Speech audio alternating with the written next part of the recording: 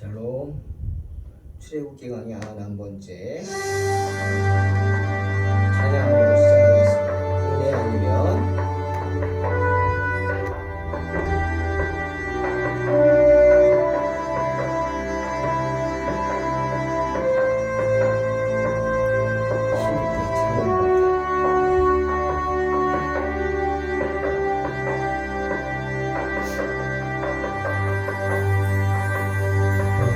속 헤매이던 내 영혼 갈 길 몰라 방황할 때에 주의 십자가 영광의 그 빛이 나를 향해 비추어 주셨네. 주홍빛보다 더 붉은 내 죄 그리스도의 피로 씻기어 온전한 사랑 주님의 은혜로 새 생명 주께 얻었네.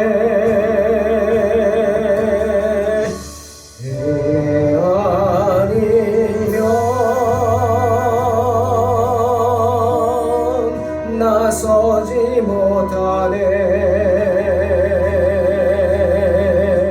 십자가의 그 사랑 능력 아니면 나서지 못하네. 은혜 아니면 나서지 못하네.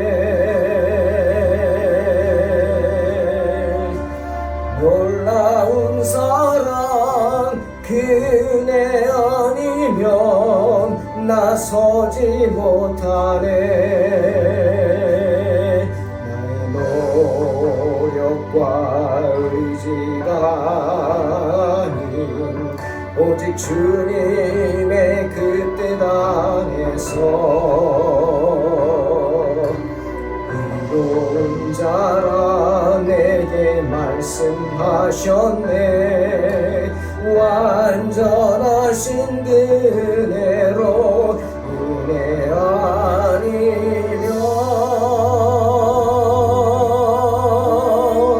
나서지 못하네. 십자가의 그 사랑 능력 아니면 나서지 못하네. 은혜 아니면 나서지 못하네. 십자가 사랑 능력 아니면 나서지 못하네. 이제 나 사는 것 아니요 오직 예수 내 안에 살아계시니 나의 능력 아닌 주의 능력으로 이제 주와 함께 살리라. 오직 은혜로 나 살아가리라. 십자가의 그 사랑 주의 능력으로 나는 서리라. 주의 은혜로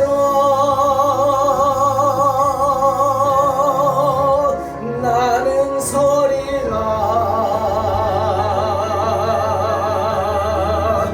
십자가 사랑 그 능력으로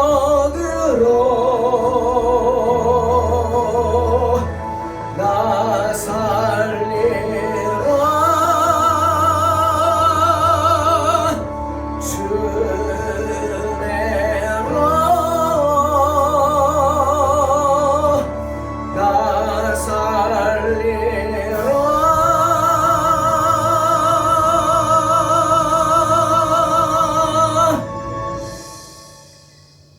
아멘. 출애굽기 25장 31절로 40절입니다. 봉독합니다. 너는 순금으로 등잔대를 쳐 만들되 그 밑판과 줄기와 잔과 꽃받침과 꽃을 한 덩이로 연결하고 가지 6을 등잔대 곁에서 나오게 하되 다른 3가지는 이쪽으로 나오고 다른 3가지는 저쪽으로 나오게 하며 이쪽 가지에 살구꽃 형상의 잔셋과 꽃받침과 꽃이 있게 하고 저쪽 가지에도 살구꽃 형상의 잔셋과 꽃받침과 꽃이 있게 하여 등잔대에서 나온 가지 6을 갖게 할지며 등잔대 줄기에는 살구꽃 형상의 잔넷과 꽃받침과 꽃이 있게 하고 등잔대에서 나온 가지 6을 위하여 꽃받침이 있게 하되 2가지 아래에 한 꽃받침이 있어 줄기와 연결하며 또 2가지 아래에 한 꽃받침이 있어 줄기와 연결하며 또 2가지 아래에 한 꽃받침이 있어 줄기와 연결하게 하고 그 꽃받침과 가지를 줄기와 연결하여 전부를 순금으로 쳐 만들고 등잔 7을 만들어 그 위에 두어 앞을 비추게 하며 그 불 집게와 불똥 그릇도 순금으로 만들지니 등잔대와 이 모든 기구를 순금 한 달란트로 만들되 너는 삼가 이 산에서 내게 보인 양식대로 할지니라. 하나님의 궁전인 성소를 채우기 위하여 그 다음으로 명령된 것은 온통 정금으로 만들어진 화려하고 장엄한 등잔대를 만들라는 것이었습니다. 여러분, 등잔대가 무엇이죠? 등잔의 받침이죠. 초를 올려놓는 등잔의 그 받침이 등잔대입니다. 히브리어로 메노라라고 합니다. 촛불을 켜 올려놓는 받침대죠. 전기가 당연히 없는 그 당시는 실내 불을 밝히기 위해서는 꼭 초를 켰는데 그 초를 올려놓을 등잔대 또는 그때는 초도 없었겠죠. 기름 심지에 기름을 넣은 그 등잔이죠. 등잔. 그 등잔의 대로 사용한 것이 등잔대죠. 보통 그 장신구라고 생각했기 때문에 어떻게 보면 예쁘게 만들려고 했을 수도 있습니다. 그런데 하나님은 그 등잔대를 예쁘게 만들라고 하시는 게 아니라 어떻게 만들라고요? 매우 가치 있게 만들라, 이렇게 말씀하신 것 같아요. 그래서 아무거나 만들면 안 되고 재료도 지정해 주시고 특별히 그것을 순금으로 만들라. 또 형식도 밑판과 줄기와 잔과 꽃받침, 받침은 꽃받침이고 꽃을 한 덩어리로 연결해서 가지 6을 등잔대에서 나오게 하라. 이렇게 6개의 가지가 나와서 그 6개 가지마다 기름을 붓고 심지를 넣어서 불을 켰죠. 이렇게 6개의 가지가 위로 뻗은 등잔대를 유대인들은 지금도 메노라라고 부릅니다. 그런데 중요한 건 왜 하나님께서 이스라엘 백성들에게 특별히 등잔대를, 그것도 그냥 흔히 쓰는 집에서 쓰는 등잔대 같은 걸 순금으로 만들라 하셨을까요? 이 등잔대가 성소에서 의미하는 것이 무엇일까? 진설병을 놓을 조각목으로 만든 상이 어떤 상징적인 의미가 있는 것처럼 등잔대 역시 어떤 상징하는 의미가 있을까요? 오늘 등잔대에 관하여 특별히 지시된 내용을 보면서 하나님께서 등잔대를 통해 주시고자 하는 몇 가지 의미를 한번 살펴보려고 합니다. 먼저 일반적인 의미를 볼까요? 성경 말씀에서 등잔대는 매우 훌륭한 장식물처럼 여겨졌어요. 그리고 등잔대는 하나가 아니라 주 기둥을 중심으로 많은 가지들이 특히 6개가 달려 있었어요. 또 그 가지에는 불을 밝히기 위해서 심지, 기름이 담겨 있죠. 그렇게 실용적으로 쓰이는 잔들이 거기 달려 있었고, 또 그 밑에는 장식용으로 쓰일 꽃받침, 그것도 살구꽃으로 하라고 지정하셨죠. 달려 있습니다. 참 아무것도 없는 그 당시는 이 등잔대가 그것도 순금으로 만들었기에 굉장히 귀한 보기 드문 장식물이었을 것입니다. 그 다음에 또 이 등잔대를 보면 그 디자인이 매우 실용적이고 창의적이었다 이렇게 생각이 되죠. 여러분, 이 등잔대는 어디다 놓냐면 성수 안에다 놨어요. 창이 없어요. 텐트 안에. 깜깜하죠. 유일하게 거기서 불을 켤 수 있는 것이 등잔대입니다. 그러니 이 불을 켰을 때 이 불이 골고루 분산돼야죠. 사방을 환히 밝힐 수 있게. 그러니 디자인이 매우 실용적이었을 것이고, 또 폐쇄된 공간에 기름이 잘 못 타가지고 연기가 난다든지, 그래서 냄새가 나면 더러워지면 안 되겠죠. 그래서 아마 굉장히 실용적이고 창의적으로 고안되었으리라 생각이 됩니다. 또한 이 등잔대는 성전 비품 중에 참 중요한 물건이죠. 금으로 만든 참으로 중요한, 그리고 없어서는 보여야 뭘 하죠. 이 등잔대에 불을 켜야만 성전 안에, 그 성막 안에서 일을 할 수 있을 거예요. 그러니 참 귀한 물건이었을 것이다. 그렇다면 이제는 이 등잔대가 의미하는 어떤 그런 지금까지 이런 외적인 일반적인 의미 말고 영적인 의미가 뭘까? 분명히 의미가 있겠죠. 하나님이 등잔대를 그것도 금으로 만들려 하셨는데, 여러분, 먼저 등잔대가 왜 필요할까요? 어두운 곳에 불을 켜기 위해 필요한 거죠.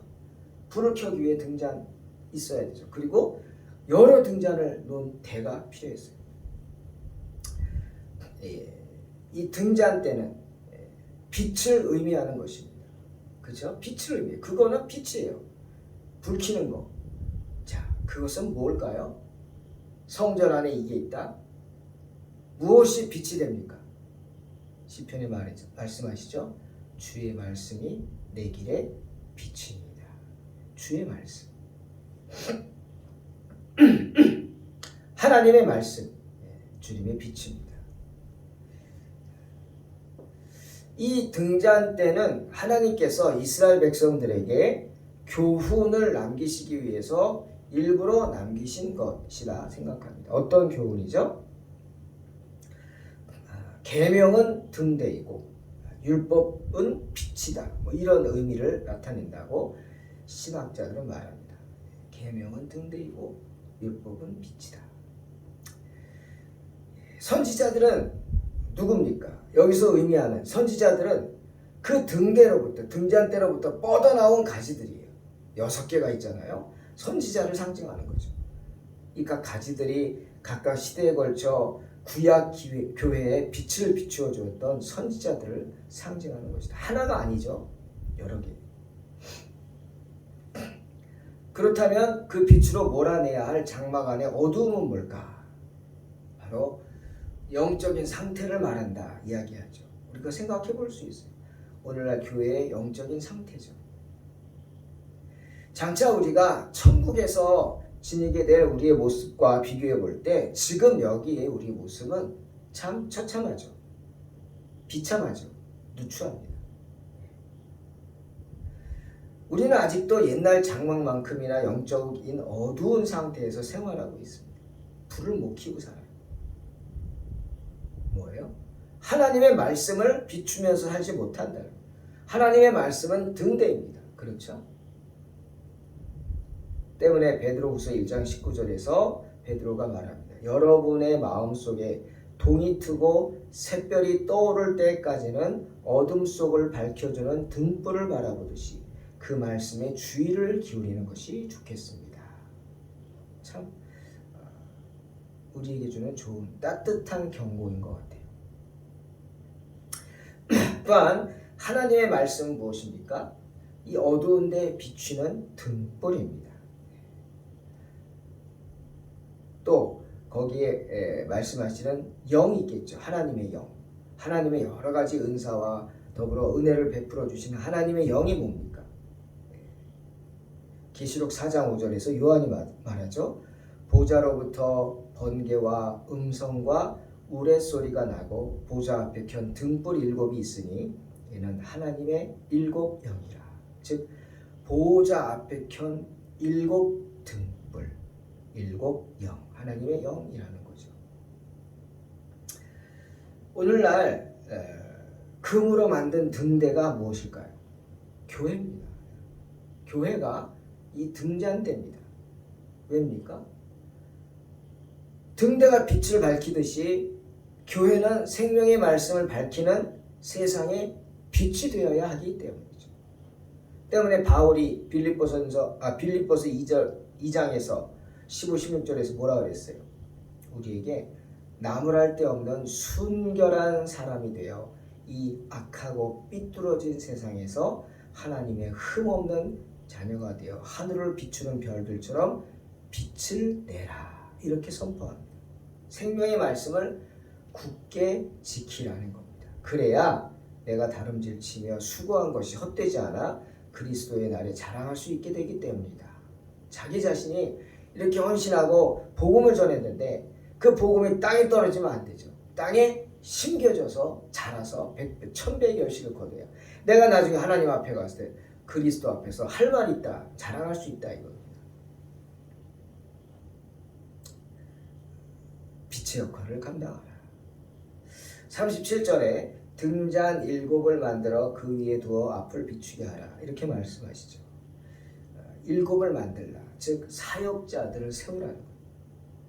사역자들은 성경을 밝히 드러냄으로써 그 등을 밝힐 뿐 아니라 수시로 점검해야 합니다. 그렇죠? 그 불을 켜고 나면 그 주변을 청소해 줘야 돼요. 심지 타잖아요.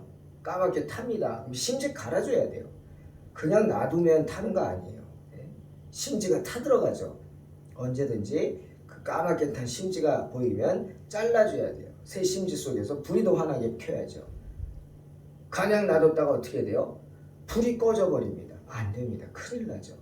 성전에 불 꺼뜨렸다? 큰일 나는 거죠. 또한 39절에 등잔대와 이 모든 기구를 순금 1달란트로 만들라 말씀하십니다. 여러분, 순금 1달란트면요, 많은 양입니다. 1달란트가 35kg라고 그래요. 그러면 한 돈이 3.75g이니까 거의 한 1000돈에 가까운 거예요. 1000돈이 아니라 만돈. 엄청나죠? 만돈 정도. 정확히는 9333돈. 여러분, 제가 그런 생각 해봤어요. 한 달란트를 어떻게 비교할까? 우리가 쌀 10kg 있잖아요. 그것도 많은 양이잖아요. 그 쌀 10kg가 3개의 반이 있어요. 3개 반이에요. 그러니 금이 그만큼 있다는 게 얼마나 큰 양입니까? 또 그만큼을 하나님께 드려라? 야, 이건 보통 헌신이 아니죠, 여러분. 예? 오늘날 우리가 참 생각해 봐야죠. 보통 헌신이 아닙니다. 또 40절에 너는 삼가 이 산에서 내게 보인 양식대로 할지니라 명령하십니다. 중요한 이야기입니다. 이것은 하나님의 성전을 지을 때, 그리고 성소를 만들 때 멋대로 하지 말라는 거예요. 여러분, 교회 건축이 얼마나 중요한지 생각해 보시기 바랍니다. 교회는 교회를 건축한 곳에서 건축하는 게 맞습니다. 그냥 경제적인 이유로 여기저기 그냥 빌라 짓는 사람들한테 교회 지어달라고, 글쎄요. 하나님은 멋대로 하지 말라고 오늘 말씀하십니다. 이 산에서 내게 보인 양식대로 만들라고, 내가 지시한 양식대로 만들라고. 사랑하는 성도 여러분, 하나님 생각해 보시기 바랍니다. 하나님 모세를 부르셨죠. 친히 모세를 시내산으로 부르시고 성소에 필요한 모든 기구의 모양을 보여주셨습니다. 그리고 거룩한 예배를 위해 필요한 모든 것들의 형태, 그리고 재료까지도 아주 상세하게 정해주셨습니다. 만약 성소가 그 목적에 완전히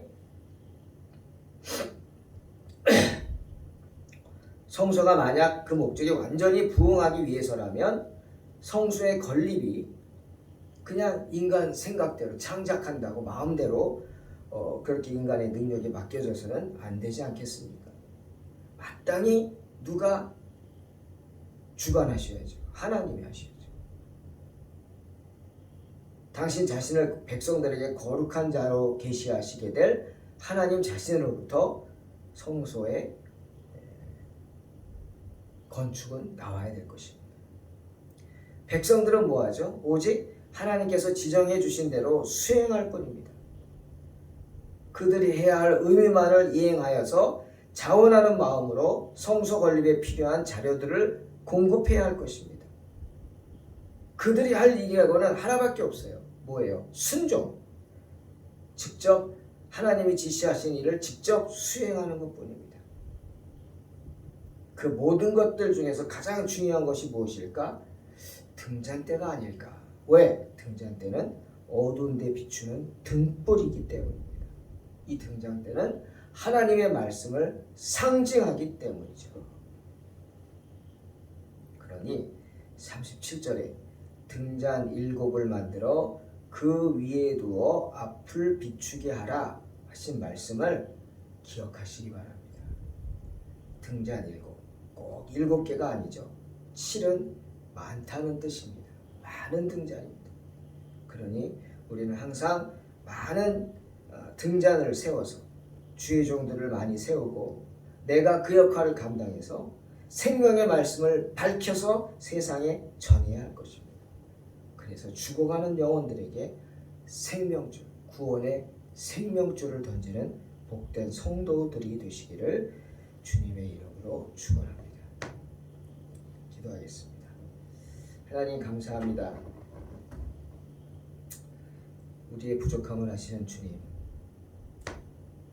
우리의 나약함을 아시는 주님, 한치 앞을 알지 못하는 어리석은 인생이 주님 앞에 참으로 경솔히 행동하는 저희들의 어리석음을 용서하여 주시옵소서. 주님 은혜로 저희들을 고쳐주시고 치료해 주시고 치유해 주시고 회복시켜 주시며 그래서 주에 맡겨주신 사명, 죽어가는 영혼들에게 구원의 생명줄 던지는 복된 사역을 감당할 수 있도록 축복하여 주시옵소서. 예수님의 이름으로 기도하옵나이다. 아멘. 믿음으로 승리하시오.